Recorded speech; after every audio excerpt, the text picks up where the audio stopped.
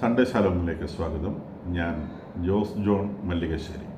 Hezbollah ഇസ്രായേലിനെ ആക്രമിച്ചു എന്ന വാർത്ത IDF സ്ഥിരീകരിച്ചിട്ടുണ്ട്. പക്ഷെ അവർ പറഞ്ഞതുപോലെ 165 ഡ്രോണുകൾ കൊണ്ട് തന്നെ ആക്രമിച്ചിട്ടുണ്ട്. പക്ഷേ ആ ഡ്രോണുകളിൽ വളരെ ചുരുക്കം ഡ്രോണുകൾ മാത്രമാണ് ഇസ്രായേലിൻ്റെ ഭൂമിയിൽ പതിച്ചിട്ടുള്ളത്. അതിൽ ബഹുഭൂരിഭാഗത്തിനെയും ഇസ്രായേലിന് ഇൻ്റർസെപ്റ്റ് ചെയ്യാൻ സാധിച്ചിട്ടുണ്ട്. 165 ഡ്രോൺസിൽ അത് 3 ബഞ്ചായിട്ടാണ് ആ ഡ്രോണുകൾ ഇസ്രായേലിലേക്ക് പ്രവേശിച്ചിട്ടുള്ളത്. ആദ്യത്തെ ബഞ്ചിൽ ഏകദേശം 75 ഡ്രോണുകൾ. അത് ഇസ്രായേലിലെ ഒരു അറബ് ടൗണുണ്ട്, ഗലീലയുടെ അടുത്ത പ്രദേശത്തുള്ള ഇസ്രായേലിലെ അറബികൾ താമസിക്കുന്ന ഏരിയ, ബിന എന്നാണ് ആ സ്ഥലത്തിൻ്റെ പേര്. അവിടേക്കാണ് അത് അയച്ചത്. അതിൽ ബഹുഭൂരിഭാഗം ഡ്രോണുകളും ഇൻ്റർസെപ്റ്റ് ചെയ്യപ്പെട്ടു. കുറേ എണ്ണം ആളുകളില്ലാത്ത സ്ഥലത്ത് വീണു, കുറച്ച് ആളുകളുടെ ഇടയിൽ വീണു. അങ്ങനെ ആളുകളുടെ ഇടയിൽ വീണ ഡ്രോണുകൾ പതിച്ച് 3 മുതിർന്ന ആളുകൾക്കും ഒരു ചെറിയ കുട്ടിക്കും, 1 വയസ്സുള്ളൊരു കുട്ടിക്കുമാണ് പരിക്കേറ്റിട്ടുള്ളത്. അവരെയൊക്കെ ഗലീൽ ഹോസ്പിറ്റലുകളിൽ ആക്കിയിട്ടുള്ളതായിട്ട് IDF അറിയിക്കുന്നുണ്ട്. രണ്ടാമത്തെ സെറ്റിൽ ഏകദേശം 80 ഒരു ബഞ്ച് ഓഫ് 80 റോക്കറ്റ്സ് ആണ് അവരയച്ചത്. അത് ഹൈഫ എന്ന് പറയുന്ന വീണ്ടും ഗലീലെടുത്തുള്ള മറ്റൊരു പട്ടണത്തിനെ ലക്ഷ്യമാക്കിയാണ് അയച്ചത്. അതിലും ബഹുഭൂരിഭാഗവും ഇൻ്റർസെപ്റ്റ് ചെയ്യപ്പെട്ടു. കുറേ എണ്ണം നിലത്ത് വീണു, കുറച്ച് ആളുകളുടെ ഇടയിൽ വീണു. അവിടെ പരിക്കേറ്റത് 4 പേർക്കാണ്. അത് വീണ്ടും ഒരു 10 ഡ്രോണുകളുടെ സെറ്റ് കൂടി അവർ അയച്ചു. അതൊന്നും തന്നെ ഭൂമിയിലേക്ക് പതിച്ചില്ല. ഇതാണ് 165 ഡ്രോണുകളുടെ കഥ.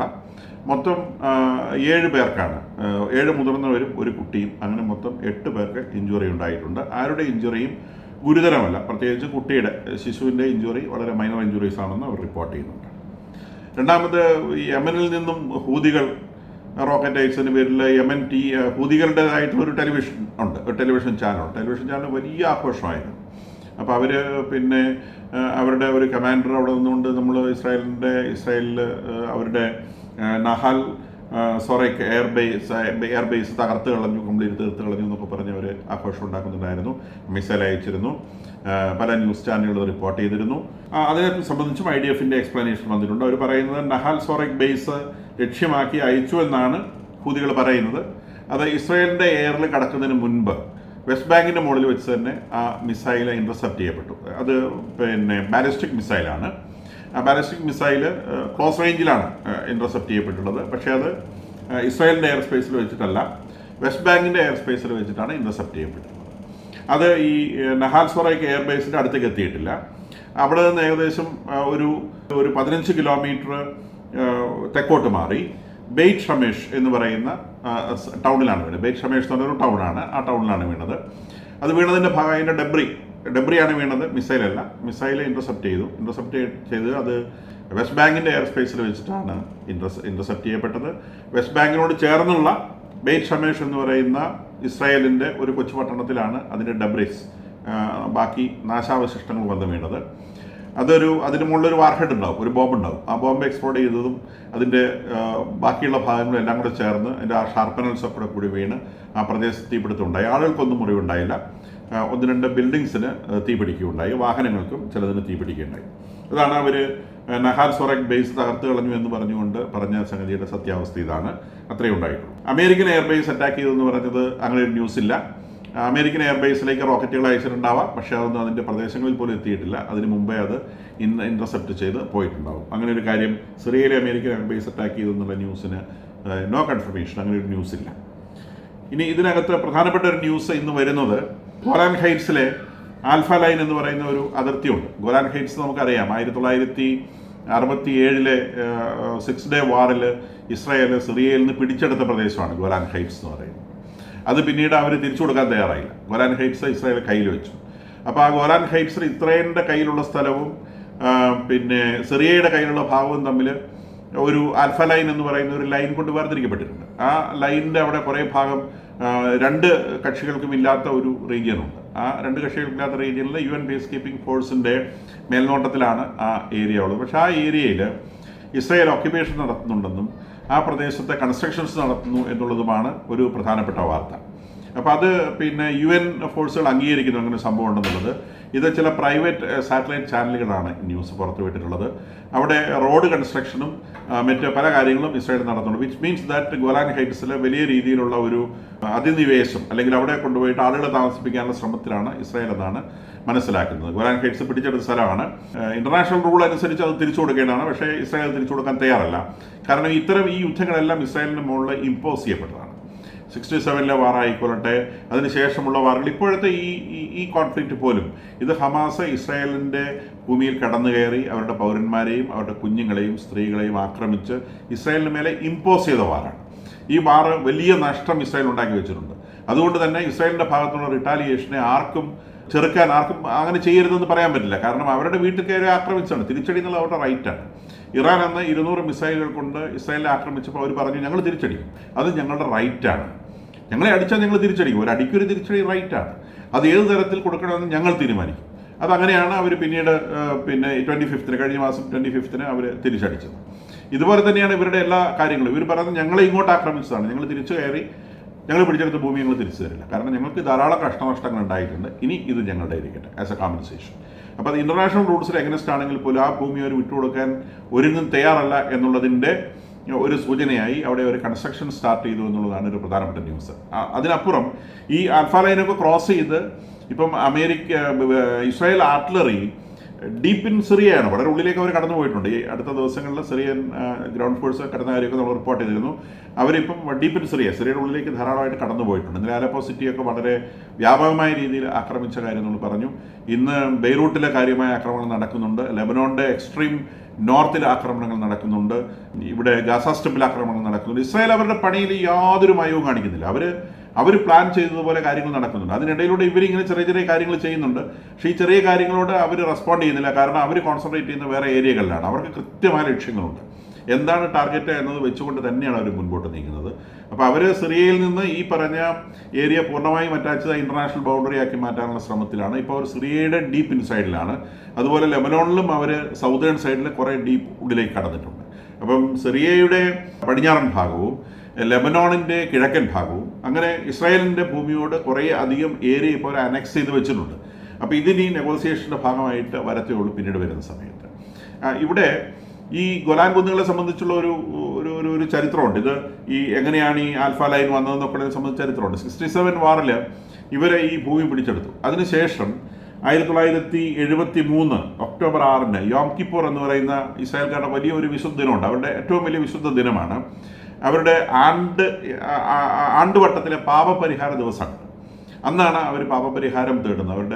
അവരുടെ യഹോവയുടെ മുൻപിൽ അവർ പാപപരിഹാരം തേടുന്ന ഒരു ദിവസം മുഴുവൻ പരിപൂർണ ഉപവാസം എടുത്ത്, നമ്മൾ പഴയ നിയമം ഇങ്ങനെ വായിച്ചു കഴിഞ്ഞാൽ ഇവിടെ മത തീവ്രതയെക്കുറിച്ച് മനസ്സിലാവും. ഒരു ഭയങ്കരമായിട്ട് മതം ഫോളോ ചെയ്യുന്ന ആളുകളാണ് ഇസ്രായേൽ. ഇപ്പോഴും ജ്യൂസ് അങ്ങനെ തന്നെയാണ്, strict followers of the religion. ആരുടെ മുകളിൽ അടിച്ചേൽപ്പിക്കുന്ന മറ്റേ ഇസ്ലാമിസ്റ്റ് ടൈപ്പ് തീവ്രവാദങ്ങളല്ല, വേറുള്ളവരെ കൊണ്ട് മതം സ്വീകരിപ്പിക്കുന്ന അല്ലെ മറ്റുള്ളവരെ അവരുടെ മതത്തിലേക്ക് പിടിച്ചു കയറ്റിക്കൊണ്ടിരുന്ന അങ്ങനത്തെ പരിപാടിയില്ല. അവരുടെ മതം അവരനുസരിക്കുന്ന കാര്യം പറയും. അവരുടെ മതത്തിലെ നിയമങ്ങൾ വളരെ കർക്കശമായി അനുസരിക്കുന്നവരാണ് അവർ. ഈ യോം കിപ്പൂർ ഡേ എന്ന് പറയുന്നത് ഏറ്റവും വിശുദ്ധമായി അവർ ആചരിക്കുന്ന ദിവസമാണ്. അത് അവരുടെ പാപപരിഹാരത്തിൻ്റെ ദിവസമാണ്. അങ്ങനെ ഒരു യോം കിപ്പൂർ ഡേയിൽ അവർ തീർത്തും അപ്രതീക്ഷിതമായിരുന്ന ഒരു സമയത്ത് സിറിയയും വടക്കേ ഭാഗത്തു നിന്ന് സിറിയയും തെക്കേ ഭാഗത്തു നിന്ന് ഈജിപ്തും അതിശക്തമായ ആക്രമണം ഇസ്രായേലിന് നേരെ അഴിച്ചുവിട്ട യുദ്ധത്തിൻ്റെ പേരാണ് യോം കിപ്പൂർ വാർ. 1973 ഒക്ടോബർ 6 യുദ്ധം ആരംഭിച്ചത്. ഒക്ടോബർ 25 യുദ്ധം അവസാനിച്ചു. അത് ഈ 67 വാറിൽ ഒരു വലിയ ഹ്യൂമിലിയേഷൻ ഉണ്ട്. അറബ്സിന് സംഭവിച്ചൊരു വലിയൊരു മാനക്കേടുണ്ട്. അവർ എല്ലാ അറബ് രാജ്യങ്ങളെല്ലാം കൂടി ചേർന്ന് ഇസ്രായേലിനെ ആക്രമിച്ചിട്ടും ഇസ്രായേൽ അവരെ എല്ലാം പുറത്തേക്ക് തള്ളി. സിറിയയിൽ നിന്ന് ഗോലാൻ കുന്നുകളും ഈജിപ്തിൽ നിന്ന് സിനായ് പെനിൻസുലയും ലെബനോണിൻ്റെ ഏരിയ കാര്യമായിട്ട് അന്ന് പിടിച്ചിട്ടില്ല. ജോർദാനിൽ നിന്ന് അവരുടെ കയ്യിലുണ്ടായിരുന്ന ഗാസ സ്ട്രിപ്പ്, ഈസ്റ്റ് ജെറുസലേം, ഈ ഭാഗങ്ങളൊക്കെ പിടിച്ചെടുത്ത് ഇവർ വലിയ നാണക്കേടിൽ അവസാനിപ്പിക്കേണ്ടി വന്നൊരു യുദ്ധം വലിയ കാര്യമായിട്ട് തുടങ്ങി. 6 ദിവസം കൊണ്ട് ഇസ്രായേൽ അവരെ പരാജയപ്പെടുത്തിയെന്ന് മാത്രമല്ല ധാരാളം ഭൂമി പിടിച്ചെടുക്കുകയും. ഈ നാണക്കേട് മനസ്സിൽ വെച്ച് നാണക്കേട് വിഴുങ്ങി അതിനൊരു പരിഹാരം ചെയ്യണമെന്നുള്ള കണക്കുകൂട്ടൽ അതിശക്തമായൊരു ആക്രമണമാണ് ഇവർ 1973 സിറിയയും ഈജിപ്തും ചെയ്തത്. അതിൽ ജോർദാൻ പങ്കെടുത്തിട്ടില്ല. ജോർദാൻ ആദ്യമേ കാര്യം മനസ്സിലായി, ഇവരോട് ശരിയാവില്ല എന്നുള്ളത്. അങ്ങനെ ഈജിപ്തും സിറിയയും കൂടിയാണ് ഇവരെ ആക്രമിച്ചത്. വാസ്തവത്തിൽ ഇനീഷ്യൽ ഡേയ്സിൽ ആദ്യത്തെ 3 ദിവസങ്ങളിൽ അവർക്ക് കാര്യമായ പുരോഗതി ഉണ്ടാക്കാനും സ്ത്രീക്ക് കാര്യമായിട്ട് കൊണ്ട് കയറി വരാൻ പറ്റിയില്ലെങ്കിലും ഈജിപ്തിനെ കുറേ അധികം സിനായ് മരുഭൂമിയിലൂടെ അഡ്വാൻസ് ചെയ്യാൻ സാധിക്കും. സിനായ് മരുഭൂമി ഈജിപ്തിൽ നിന്ന് ഇസ്രായേൽ പിടിച്ചെടുത്തതാണ്. അതൊരു പെനിൻസ്യൂലയാണ്. പെനിൻസ്യൂല എന്ന് പറഞ്ഞാൽ 3 ഭാഗം വെള്ളത്താൽ ചുറ്റപ്പെട്ട പ്രദേശത്തെയാണ് നമ്മൾ പെനിൻസ്യൂല എന്ന് പറയുന്നത്. അത് ഡെസേർട്ട് ആണെന്നൊക്കെ ബൈബിൾ വായിച്ച് നമുക്ക് പരിചയമുള്ള കാര്യമാണ്. പക്ഷെ അത് ഈജിപ്തിൻ്റെ കീഴിലുള്ളതാണ്. ഈ റെഡ് സീ എന്ന് പറയുന്ന ചെങ്കടൽ എന്ന് പറയുന്ന ഒരു സംഗതി, അത് പിന്നെ നമ്മുടെ അറബിക്കടലിൽ നിന്ന് ഗൾഫ് ഓഫ് ഏദൻ എന്ന് പറയുന്ന ഗൾഫിലൂടെ കടന്ന് യമൻ്റെ മുൻപിലുള്ള കടലുണ്ട്. യമൻ്റെയും ആഫ്രിക്കയുടെ ഇടയിൽ വരുന്ന കടലിലൂടെ അങ്ങ് ഉള്ളിലേക്ക് കടന്നു കഴിഞ്ഞാൽ വരുന്ന ഒരു കൊച്ചു കടലിൻ്റെ പേരാണ് റെഡ് സീ, ചെങ്കടൽ എന്ന് പറയുന്നത്. ഈ ചെങ്കടൽ ഈജിപ്തിനോട് ചേർന്ന് കിടക്കുന്നു. ഈ ചെങ്കടൽ അങ്ങനെ കയറിപ്പോയി ഈജിപ്തിൻ്റെ അടുത്തേക്ക് എത്തുമ്പം ഈജിപ്തിൻ്റെ കുറച്ച് ഭാഗം നമ്മളുടെ ഇന്ത്യയുടെ തെക്കേ ഇന്ത്യ എങ്ങനെയാണോ കടലിലേക്ക് ഇറങ്ങി നിൽക്കുന്നത് അതേ ഷേപ്പിൽ കടലിലേക്ക് ഇറങ്ങി നിൽക്കുന്ന ഈജിപ്തിൻ്റെ ഒരു പ്രദേശത്തിൻ്റെ പേരാണ് സിനായി എന്ന് പറയുന്നത്, മരുഭൂമിയാണ്. അപ്പോൾ അത് ഒരു പെനിൻസ്യൂലയാണ്. നമ്മൾ ഇന്ത്യ ഒരു പെനിൻസ്യൂല എന്ന് വിളിക്കാറുണ്ട്. എന്ന് പറയുന്നത് പോലെ ഈ സിനായി എന്ന് പറയുന്ന പ്രദേശവും ഒരു പെനിൻസ്യൂലയാണ്. അതിൻ്റെ 2 ഭാഗം ഇങ്ങനെ കടലിലേക്ക്, നമ്മുടെ തെക്കേ ഇന്ത്യയുടെ എക്സാക്ട്ലി ഷേപ്പ് കടലിലേക്ക് കയറി നിൽക്കുകയാണ്. ആ കടലിലേക്ക് കയറി ഈജിപ്തിനോട് ചേർന്ന് നിൽക്കുന്ന ആ കടൽ കയറി കിടക്കുന്ന ഭാഗത്തിൻ്റെ പേര് ഗൾഫ് ഓഫ് സുയസ് എന്നാണ്, ഗൾഫ് ഓഫ് സുയസ്. അപ്പം റെഡ് സീയിൽ നിന്ന് ഗൾഫ് ഓഫ് സുയസ് ഈ സീനായിയുടെയും ഈജിപ്തിൻ്റെയും ഇടയിൽ നിൽക്കുന്നു. അതുപോലെ തന്നെ ഈ സീനായിയുടെയും ഇസ്രായേലിൻ്റെയും ഇടയിൽ നിൽക്കുന്ന ഒരു സ്ട്രിപ്പ്, കടലിൻ്റെ ഒരു ചെറിയ സ്ട്രിപ്പുണ്ട്. ആ സ്ട്രിപ്പിൻ്റെ പേര് ഗൾഫ് ഓഫ് അഖാബ എന്നാണ്, ഗൾഫ് ഓഫ് അഖാബ. അപ്പം റെഡ് സീ നമ്മളിങ്ങനെ ഈ ഇസ്രായേലിലൊക്കെ പോയിട്ട് ആളുകൾ പറയുന്നത് കേൾക്കാം, ചെങ്കടലിൽ കുളിച്ചു. ഈ ചെങ്കടൽ എന്ന് പറയുന്നത് ഈ ഗൾഫ് ഓഫ് അഖാബ എന്ന് പറഞ്ഞ് ഒരു ചെറിയ ഉൾക്കടൽ ഇസ്രായേൽ വരെ ഈ സീനായ് മരുഭൂമിയുടെ ഇടയിലൂടെ നീണ്ടു കിടക്കുന്ന പ്രദേശത്തിൻ്റെ പേരാണ് ഗൾഫ് ഓഫ് അഖാബ. നമ്മളതിനെ റെഡ് സീ തന്നെയാണ് ജനറലായിട്ട് വിളിക്കുക. അതൊരു ഉൾക്കടലാണ്, വളരെ വീതി കുറഞ്ഞ ഒരു ഉൾക്കടലാണ്. ഈ സീനായ് മരുഭൂമിക്കും ഇസ്രായേലല്ല സൗദി അറേബ്യയ്ക്കും ഇടയിൽ കിടക്കുന്ന ഒരു ഉൾക്കടലാണ്. ഈ ഉൾക്കടൽ അങ്ങ് കയറി ഇസ്രായേലിൻ്റെ ചോട്ടിൽ വരെ എത്തും. അപ്പോൾ ഇസ്രായേലിൻ്റെ ചോട്ടിൽ അല്ലെങ്കിൽ ഇസ്രായേലിൻ്റെ തെക്കേ അറ്റത്ത് പോയി സ്പർശിച്ചുകൊണ്ടാണ് ഈ ചെങ്കടലിൻ്റെ ഉൾക്കടലായിട്ടുള്ള ഗൾഫ് ഓഫ് അഖാബ നിൽക്കുന്നത്. അപ്പോൾ ഗൾഫ് ഓഫ് അഖാബയ്ക്കും ഗൾഫ് ഓഫ് സൂയസിനും ഇടയിലുള്ള ഈജിപ്തിൻ്റെ മരുപ്രദേശത്തിൻ്റെ പേരാണ് സിനായ് മരുഭൂമി.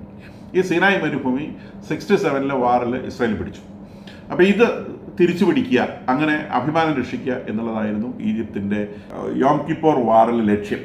അങ്ങനെ യോം കിപ്പോർ വാറിൽ അവർ സിനായ് മരുഭൂമിയുടെ കുറച്ച് അഡ്വാൻസ് ചെയ്തു. ആദ്യം ഇസ്രായേൽ ഒന്ന് പകച്ചു പോയെങ്കിലും ആദ്യത്തെ 3 ദിവസം ഇവർക്ക് സിറിയയ്ക്കും ഈജിപ്തിനും മെച്ചമുണ്ടാക്കാൻ സാധിച്ചില്ല. പിന്നീട് ഈ ഇസ്രായേൽ ഗെയിൻ പവർ, അവരുടെ എണ്ണത്തിലൊക്കെ ഒത്തിരി കുറവായിരുന്നു. പട്ടാളക്കാരുടെ എണ്ണമൊക്കെ നമ്പർ ഒരുപാട് കുറവാണ്, ടാങ്കുകൾ എണ്ണത്തിൽ കുറവാണ്. പക്ഷേ ഇസ്രായേൽ എയർഫോഴ്സ് എപ്പോഴും സൂപ്പറാണ്. ആ എയർഫോഴ്സിൻ്റെ പിൻബലത്തിൽ അവർ സിറിയനെ ആദ്യം പിന്നോട്ട് പായിച്ചു. സിറിയനെ പായിച്ച് അവർ ഗോലാൻ ഹൈറ്റ്സ് എത്ര കയറിയോ അത്രയും അതിനപ്പുറവും പായിച്ചു. അതിനെ കഴിഞ്ഞ് കുറേ കൂടി അവർ സിറിയയുടെ ഉള്ളിലേക്ക് കടന്നു കയറി. അതോടെ സിറിയ ഏകദേശം മതിയാക്കി. അപ്പോൾ ഇവിടെ ഈജിപ്ത് സിനായി കുറച്ചും കൂടെ അഡ്വാൻസ് ചെയ്തപ്പം ഇവരെ സൂയസ് കടൽ ക്രോസ് ചെയ്ത് ഈജിപ്തിൻ്റെ മെയിൻലാൻഡിലേക്ക് പ്രവേശിച്ചു. ഈജിപ്തിൻ്റെ മെയിൻലാൻഡിലേക്ക് പ്രവേശിച്ച് ഈ സിനായിൽ പ്രവേശിച്ച ഈജിപ്ഷ്യൻ പട്ടാളത്തിനെ വളഞ്ഞു വെച്ചതാണ്. അപ്പോൾ ഈജിപ്ഷ്യൻ പട്ടാളം മുന്നോട്ടും പുറകോട്ടും പല കുടുങ്ങിപ്പോയി, ഇവരുടെ നടുവിലായിപ്പോയി. മാത്രമല്ല ഇവരെ അഡ്വാൻസ് ചെയ്ത് സൂയസ് ടൗൺ, അത് ഈ സൂയസ് കടലിടുക്കിൻ്റെ ഏറ്റവും മോൾഭാഗത്താണ് സൂയസ് ടൗൺ വരുന്നത്. നമുക്കറിയാം ഈ സൂയസ് ടൗൺ മുതൽ മധ്യാഹ്നാഴി വരെ എത്തുന്ന ആ മനുഷ്യനിർമ്മിതമായ കനാലിൻ്റെ പേരാണ് സൂയസ് കനാൽ. സൂയസ് കനാൽ ബ്രിട്ടനും ഫ്രാൻസും കൂടി ചേർന്നുണ്ടാക്കിയതാണെന്നും അതിനെ സംബന്ധിച്ച് പല ഡിസ്പ്യൂട്ടുകൾ ഉണ്ടായിട്ടുണ്ടെന്നും 1956 ഈജിപ്ത് നാസർ ഈജിപ്ഷ്യൻ പ്രസിഡന്റ് ആ കനാൽ അടച്ച് ബ്രിട്ടനെയും ഫ്രാൻസിനെയും സൈഡ് ലൈൻ ചെയ്യാൻ നോക്കിയതും അവിടെ പിന്നീട് ഇസ്രായേലിനെ ഉപയോഗിച്ച് ബ്രിട്ടൻ അത് തിരിച്ചു പിടിച്ചതും അമേരിക്ക അത് നെഗോഷിയേറ്റ് ചെയ്ത് ഇവരുടെ 3 പേരുടെയും ഈജിപ്തിൻ്റെയും ഫ്രാൻസിൻ്റെയും ബ്രിട്ടൻ്റെയും കയ്യിലാക്കി. അതിനിടയിൽ അമേരിക്കയ്ക്ക് ഒരു സ്ഥാനം കിട്ടി, അവർ നെഗോഷിയേറ്റർ ആയിട്ട് വന്നതാണ്. അങ്ങനെ ഉള്ള കഥകളൊക്കെ അതുമായി ബന്ധപ്പെട്ട് വലിയ ചരിത്രമുണ്ട്. സൂയസ് കനാലിൻ്റെ ചരിത്രം വലിയ ചരിത്രമാണ്. കാരണം അറ്റ്ലാന്റിക്കിൽ നിന്ന് ജിബ്രാൾട്ടർ കടലിടുക്ക് വഴി മെഡിറ്ററേനിയൻ സീയിൽ കൊണ്ട് കയറി കഴിഞ്ഞാൽ പിന്നീട് അറബിക്കടലിലേക്ക് വരാൻ ഈ സൂയസ് കനാൽ കൊണ്ട് ക്രോസ് ചെയ്താൽ മതി. വളരെ എളുപ്പത്തിൽ അറബിക്കടലിലെത്തി ഇന്ത്യയിലേക്ക് വരാൻ സാധിക്കും. ഇല്ലെങ്കിൽ ആഫ്രിക്ക ചുറ്റി പോവേണ്ടതാണ്. അപ്പോൾ ഇത് വലിയ ചരിത്രമൊക്കെ നമ്മളെല്ലാവരും പഠിച്ചിട്ടുള്ളൊരു കാര്യം, വലിയ ചരിത്രമൊക്കെയുള്ള സംഗതിയാണ്. അപ്പോൾ ഇസ്രായേലിനെ സംബന്ധിച്ച് വാസ്തവത്തിൽ ഈ സൂയസ് കനാലിൻ്റെ ആവശ്യമില്ല. അവർക്ക് അറബിക്കടലിൽ പോകാൻ വേണ്ടി റെഡ് സീയിലേക്ക് ആക്സസ് ഉണ്ട്, അവർക്ക് മെഡിറ്ററേനിയൻ സീയിലേക്ക് ഡയറക്റ്റ് ആക്സസ് ഉണ്ട്. സൂയസ് കനാൽ ശരിക്കും അവർക്ക് ആവശ്യമില്ല. അപ്പോൾ സൂയസ് കനാലിലൂടെയൊന്നും ഇസ്രായേൽക്കാരെ പിടിച്ചു കേട്ടാൻ പറ്റില്ല. പക്ഷേ ഇസ്രായേൽ ഈ യുദ്ധത്തിൽ യോം കിപ്പോർ വാറിൽ സിനായ് മരുഭൂമി പിടിക്കാൻ ഈജിപ്തിന് സാധിച്ചില്ല എന്ന് മാത്രമല്ല, ഇസ്രായേൽ പട്ടാളം കെയ്റോയുടെ 160 കിലോമീറ്റർ അടുത്ത് വരെ എത്തുന്ന സാഹചര്യം ഉണ്ടായി. അപ്പോൾ ഇസ്രായേലിന് എങ്ങനെയെങ്കിലും ഈജിപ്തിനെ ഈ പ്രശ്നം എങ്ങനെയെങ്കിലും അവസാനിപ്പിച്ചാൽ മതിയെന്നായി. അങ്ങനെ UN ഇടപെടുത്തി ആ പ്രശ്നം അവസാനിപ്പിച്ചു. അന്ന് UN ഇടപെട്ട് പ്രശ്നം അവസാനിപ്പിച്ചു. ഈജിപ്ത് എന്നേക്കുമായിട്ട് ഇസ്രായേലുമായിട്ടുള്ള യുദ്ധം മതിയാക്കി. ഇസ്രായേലിനെ ഒരു രാജ്യമായിട്ട് ആദ്യമായിട്ട് അംഗീകരിക്കുന്ന അറബ് രാജ്യമായി ഈജിപ്ത് മാറി. അങ്ങനെ ഈജിപ്ത് ഇസ്രായേലിനെ ആദ്യമായിട്ട് അംഗീകരിച്ചു. നമ്മളെ കൊണ്ട് നിങ്ങളോട് യുദ്ധം ചെയ്യാൻ പറ്റില്ല എന്ന് പറഞ്ഞ് സമാധാനത്തിലായി എന്ന് മാത്രമല്ല, അന്ന് ആ യുദ്ധത്തിൽ ഈജിപ്തിനെ സഹായിച്ചിരുന്നത് റഷ്യയാണ്. ഇസ്രായേലിനെ സഹായിച്ചിരുന്നത് സ്വാഭാവികമായി അമേരിക്കയാണ്. റഷ്യ അന്ന് സിറിയയെയും ഈജിപ്തിനെയും വളരെ കാര്യമായി സഹായിച്ചിരുന്നു. ഈ യുദ്ധത്തിൽ തോറ്റമ്പിയതോടെ ഈജിപ്ത് റഷ്യയുമായിട്ടുള്ള എല്ലാ ബന്ധവും അവസാനിപ്പിക്കുകയും പിന്നീട് അമേരിക്കയുടെ ഭാഗത്തേക്ക് അമേരിക്കനെ ഫ്രണ്ടായി സ്വീകരിക്കുകയും ചെയ്തു. മാത്രമല്ല ഇവിടെ ഇസ്രായേലുമായിട്ടുള്ള എല്ലാ പ്രശ്നങ്ങളും അവസാനിപ്പിച്ചു. ഇസ്രായേലുമായിട്ട് സന്ധി ചെയ്ത് അവർ സുഹൃത്തുക്കളെ മാറി. അങ്ങനെ ഈജിപ്ത് പിന്നെ ഇസ്രായേലായിട്ട് യാതൊരു പ്രശ്നത്തിനും വന്നിട്ടില്ല. അതുകൊണ്ട് അവിടെ കഴിഞ്ഞു. സിറിയയെ സംബന്ധിച്ച് സിറിയ അവിടെ നിന്ന് പിൻവലിഞ്ഞെങ്കിലും ഈജിപ്ത് സിറിയയും ഇസ്രായേലും ഒരു കാലത്തും സൗഹൃദത്തിലായിട്ടില്ല. കാരണം ഈ ഗോലാൻ ഹൈറ്റ്സ് നഷ്ടപ്പെട്ടതിൻ്റെ ആത്മാഭിമാനത്തിൻ്റെ പ്രശ്നമുണ്ട്. സീനായ് മരുഭൂമി പിന്നീട് ഇസ്രായേൽ അവർക്ക് വിട്ടുകൊടുത്തു. ഈ ഒത്തുതീർപ്പിൻ്റെ ഭാഗമായിട്ട് വിട്ടുകൊടുത്തു. സൂയസ് കനാലിനെ സംബന്ധിച്ച് ഒരുപാട് നെഗോസിയേഷൻസ്. ഇസ്രായേലിന് അതിനകത്ത് താല്പര്യമില്ല. താല്പര്യമുള്ളത് ഇസ്രായേലിൻ്റെ അലൈസ് ആയിട്ടുള്ള ബ്രിട്ടൻ പോലത്തെ രാജ്യങ്ങൾക്കാണ്. അവർ ശരിക്കും ഇസ്രായേലിനെ ഉപയോഗിക്കുകയാണ് ചെയ്തിട്ടുള്ളത് അവിടെ. എങ്കിൽ പോലും അത് എല്ലാം നെഗോഷിയേറ്റഡ് സെറ്റിൽമെൻറ്റുകളിലേക്ക് ആ പ്രദേശത്ത്. അപ്പോൾ ഇവിടെ ഈ സിറിയയുടെ ഭാഗത്താണ് തീരാത്ത പ്രശ്നങ്ങൾ ഉണ്ടായിരുന്നത്. ആ പ്രദേശത്താണ് പിന്നീട് ഈ യോം കിപ്പോർ വാറിന് ശേഷം UN ഇടപെട്ട് ഉണ്ടാക്കിയിട്ടുള്ള പീസ് ലൈനിൻ്റെ പേരാണ് ആൽഫ ലൈൻ. ആ ആൽഫ ലൈനിലാണ് ഇപ്പോൾ ഇസ്രായേൽ കടന്നുകയറ്റം നടത്തിയത്. അപ്പോൾ ഇതെല്ലാം ചോദിച്ചു വാങ്ങുന്ന സംഗതിയാണ്. ഈ പറയുന്ന 48 മുതലുണ്ടായിട്ടുള്ള ഒരു യുദ്ധവും ഒരു കോൺഫ്ലിക്റ്റും ഇസ്രായേൽ തുടങ്ങിയതല്ല. ഈ കോൺഫ്ലിക്റ്റുകളെല്ലാം അറബ്സിൻ്റെ ഭാഗത്തുനിന്നായിട്ടുള്ളതാണ്. അറബ്സിൻ്റെ ഭാഗത്ത് നിന്ന് കോൺഫ്ലിക്റ്റ് തുടങ്ങും, ഇസ്രായേൽ അഡ്വാൻറ്റേജ് ഉണ്ടാകും. ഇതാണ് നിരന്തരമായിട്ട് കണ്ടുകൊണ്ടിരിക്കുന്ന സംഗതി. അപ്പം സ്വാഭാവികമായിട്ട് നെഗോഷിയേഷൻ ടേബിളിൽ അറബ്സിന് വാക്കില്ല. ഇവരിപ്പം ഗാസയിലെ കുഞ്ഞുങ്ങളെ കൊല്ലുന്നു എന്ന് പറയുന്നു. ഗാസയിലെ കുഞ്ഞുങ്ങളെ കൊല്ലുന്നതിന് കാരണം ആരാണ്? ഇവരുടെ കുഞ്ഞുങ്ങളെ കൊന്ന് ഇവരുടെ വീട്ടിൽ കയറി പ്രശ്നം ഉണ്ടാക്കി ഇവരെ വലിച്ചഴിച്ച് അവരുടെ വീട്ടിലെത്തിച്ചതാണ്. ഇവർ കുഞ്ഞുങ്ങളെ കൊല്ലുന്നു എന്ന് കുഞ്ഞുങ്ങൾ മരിക്കുന്ന ഒരു ഫാക്റ്റാണ്. ആർക്കും അംഗീകരിക്കാൻ പറ്റുന്നൊരു കാര്യമല്ല. പക്ഷെ ഇവർ പറയുന്നത് ഞങ്ങളുടെ രക്ഷ ഞങ്ങൾക്ക് നോക്കണം. ആർക്കും അത് അംഗീകരിക്കേണ്ടി വരും. ഇവിടെയാണ് ഈ പ്രശ്നങ്ങൾ മുഴുവൻ എപ്പോഴും അറബ്സിനെതിരാവുന്നത്. അവർ തന്നെ യാതൊരു നയതന്ത്രജ്ഞതയും ഇല്ലാതെ ഇടപെട്ട് സ്വയം കുടുക്കിൽ പോയി പെടുക എന്നതാണ് സ്ഥിരമായിട്ട് ചെയ്യുന്ന പരിപാടി. ഇതാണ് ഇവിടെ ഇപ്പോഴും സംഭവിച്ചിട്ടുള്ളത്. അപ്പോൾ ഈ സംഗതിയാണ് വേറൊരു ന്യൂസായിട്ട് വന്നിട്ടുള്ളത്. സൗദി അറേബ്യൻ ഈ ദിവസങ്ങളിൽ വേറൊരു വാർത്ത വന്നത്, സൗദി അറേബ്യയുടെ crown prince Mohammed bin Salman Arabian രാജ്യങ്ങളുടെ ഒരു മീറ്റിംഗിൽ വെച്ച് ഗാസയിലെ ജിനോസൈഡ് നിർത്തണം എന്ന് അദ്ദേഹം പ്രഖ്യാപിച്ചതായിട്ട് വലിയ വാർത്തയായിട്ട് പല പത്രങ്ങളും മലയാള പത്രങ്ങളടക്കം കൊടുത്തിട്ടുണ്ട്. ഇതൊക്കെ ഇവർ സ്ഥിരം നടത്തുന്ന പ്രസ്താവനകളാണ്. ഈ പ്രസ്താവനയ്ക്ക് അപ്പുറത്തേക്ക് യാതൊരു കാര്യവും ഇവർ ഇതിനകത്ത് ചെയ്യാറില്ല. മീറ്റിങ്ങുകളിൽ ഇവർ വളരെ കർക്കശമായിട്ട് ഇസ്രായേൽ യുദ്ധം ചെയ്ത് നിർത്തണം, ഇസ്രായേലിൻ്റെ യുദ്ധത്തെ അപലപിക്കും, പിന്നെ ഗാസ സ്ട്രിപ്പിലെ കാര്യങ്ങളെ അപലപിക്കും, ഇറാൻ ഒരു മുസ്ലിം രാജ്യമാണ്, ഞങ്ങൾ ഇറാൻ്റെ കൂടെ ഉണ്ടെന്നൊക്കെ പറയും. ഇതൊക്കെ അവിടെ വെച്ച് തീരും, അവിടെ വെച്ച് ഷെയ്ക്കാനോട് തീരും. നാളെ ഇവരാരും ഈ കാര്യം റിപ്പീറ്റ് ചെയ്യുന്ന പ്രശ്നമില്ല. ഇവരത് കഴിയുമ്പോൾ ടെലിഫോണിൽ വിളിച്ച് അമേരിക്കയുടെ ഇസ്രായേലിനും പറയും ഞങ്ങൾക്ക് അവിടെ ഇത് പറയാതിരിക്കാൻ പറ്റത്തില്ല, കാരണം നമ്മുടെ ആൾക്കാരാണ്. അത് അത്രയേ ഉള്ളൂ. ആ പ്രസ്താവനയ്ക്ക് അത്രയും മാത്രമേ റിലവൻസ് ഉള്ളൂ. അതിനപ്പുറത്തേക്ക് യാതൊരു റിലവൻസും ഇല്ല മാധ്യമങ്ങളെ പ്രൊജക്റ്റ്. അപ്പോൾ ഇതാണ് ഇന്നത്തെ ദിവസം പ്രധാനമായിട്ട് വന്നിട്ടുള്ള വാർത്തകൾ. രാവിലെ ഹൈപ്പുണ്ടാക്കാൻ വേണ്ടി ടൈംസ് ഓഫ് ഇന്ത്യയൊക്കെ പ്രസിദ്ധീകരിച്ച വാർത്തകളിലൊന്നും കാര്യമായ കണ്ടന്റ് ഇല്ല. അതൊക്കെ പെട്ടെന്ന് ഹൈപ്പിന് വേണ്ടി ചെയ്തിട്ടുള്ള വാർത്തകളാണ്. ഏതൊക്കെ നിർത്തുകയാണ്. Thank you.